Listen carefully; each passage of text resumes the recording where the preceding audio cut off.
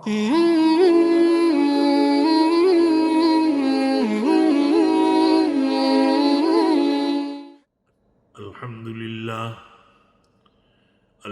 لله نحمده ونستعينه ونستغفره ونؤمن به ونتوكل عليه ونعوذ بالله من شرور أنفسنا ومن سيئات أعمالنا من يهده الله فلا مضل له ومن يضلله فلا هادي له ونشهد أن لا إله إلا الله وحده لا شريك له ونشهد أن سيدنا ونبينا ومولانا محمدا عبده ورسوله صلى الله تعالى على خير خلقه محمد وآله وأصحابه أجمعين أما بعد فأعوذ بالله من الشيطان الرجيم بسم الله الرحمن الرحيم يا أيها الذين آمنوا كتب عليكم الصيام كما كتب على الذين من قبلكم لعلكم تتقون صدق الله مولانا العظيم وصدق رسوله النبي الكريم ونحن على ذلك من الشاهدين والشاكرين والحمد لله رب العالمين. بزرگان محترم، برادران عزیز اور میری اسلامی مائیں اور بہنیں،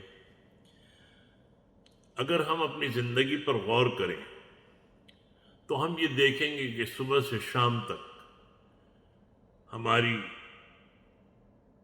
زندگی صرف باورچی خانے اور بیت الخلاء کے گرد ہے، اور مادیت ہمارے اندر بہت زیادہ رہتی ہے.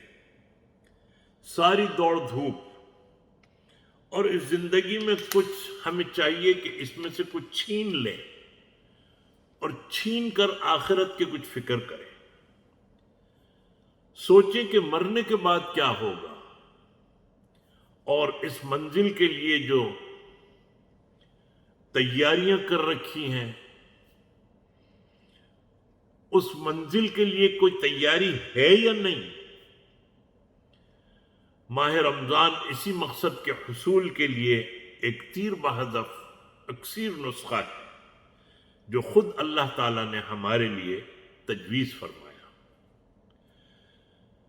رمضان کے بارے میں عموماً تصور یہ ہوتا ہے کہ جیسے صبح روزہ رکھ لو، رات کو تراویح پڑھ لو، بس یہ رمضان ہے. حالانکہ یہ تصور بہت غلط ہے. حقیقت میں یہ مہینہ اس تصور سے بہت آگے ہے. اللہ تعالیٰ نے ایک مہینہ انسان کی تطہیر، تزکیے کے لیے ہمیں عطا فرمایا.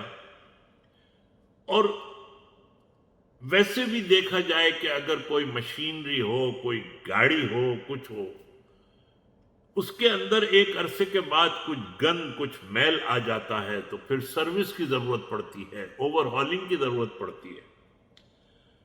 اللہ تعالیٰ نے یہ مہینہ عطا فرمایا تاکہ ہم اس گند اور میل کچیل کو دور کر لیں.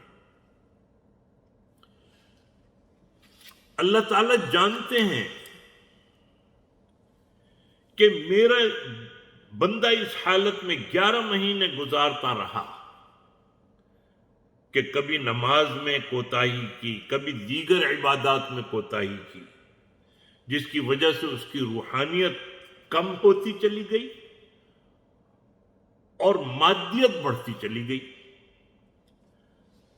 اللہ تعالیٰ نے یہ جانتے ہوئے اس کا علاج بھی عطا فرمایا کہ 1 مہینہ تم کو دے دیا کہ تم یہ جو مادیت کا غلبہ ہے اور روحانیت سے دور چلے گئے تھے، اس مہینے میں اس کی تلافی کر لو، دل میں جو گند لگ گیا تھا اسے دور کر لو۔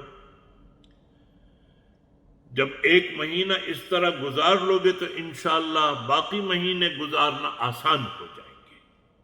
اس مہینے میں اپنا نظام الاوقات ایسا بنائیں، اللہ جل شانہ کا ارشاد ہے، فرمایا کہ یا ایھا الذین آمنوا کتب علیکم الصیام کما کتب علی الذین من قبلکم لعلکم تتقون۔